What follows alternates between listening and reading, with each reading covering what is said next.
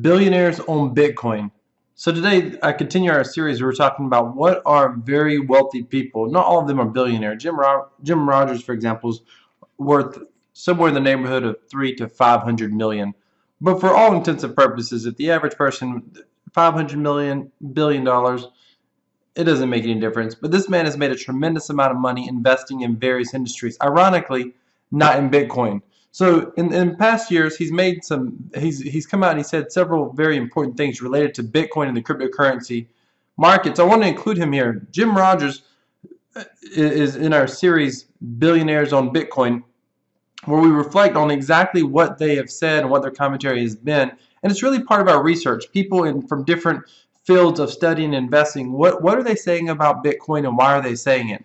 And how does it relate to their understanding of the world markets? First of all, let's talk about who Jim Rogers is, because you may not know him, you may recognize him. He's been on TV shows, he's written a couple of books, but he's a fascinating guy. His Wikipedia page talks about him a little bit. He's at age 75, which admittedly I think he looks pretty good for 75. This gentleman actually retired, literally retired from working at like 37.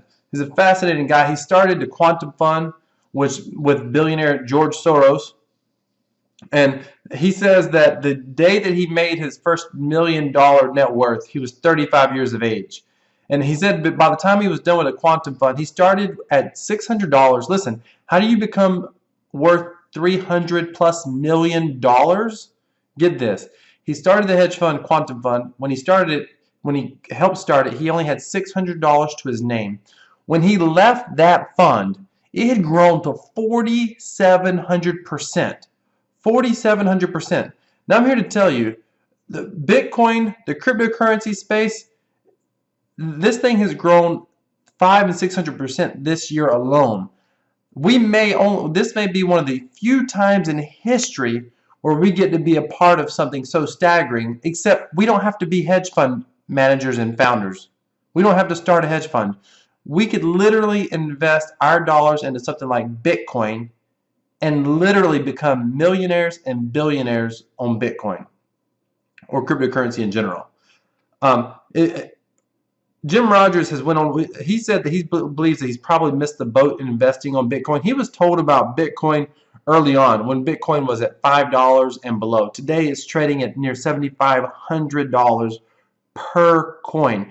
That would have been a greater investment than, well, it wouldn't have been greater than quantum fund. It would have been more than 1,000% return already.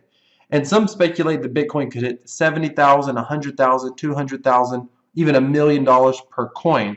So literally Bitcoin, even today if he was to invest, it could potentially become still the best investment of his lifetime. And he says that he may still invest in Bitcoin.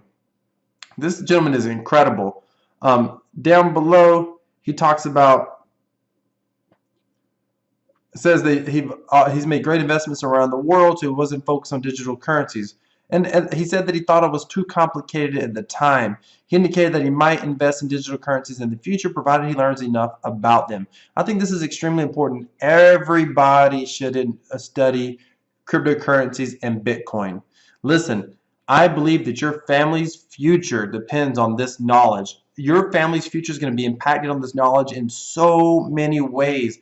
Our day-to-day lives will be influenced by the blockchain in more than one place. Not only in a cryptocurrency place. However, do your own research. I'm not a financial advisor at all, but this space is going to blow up. I am a huge advocate for people. One of the things I love is that finally the average man and woman can take advantage, young adult can take advantage of this space, what could be one of the greatest transference of wealth in our lifetime. And Rogers is fascinating because he discusses some of that. He talks about his biggest concern in terms of economics, he said, is that all major banks have been printing huge amounts of money over the past 5 or 6 years. This is one of the reasons that Bitcoin is so important. When banks print money, it ultimately increases inflation.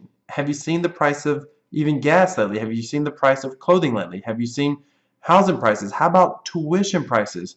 I mean, things are going up everywhere. Groceries are going up in the grocery store.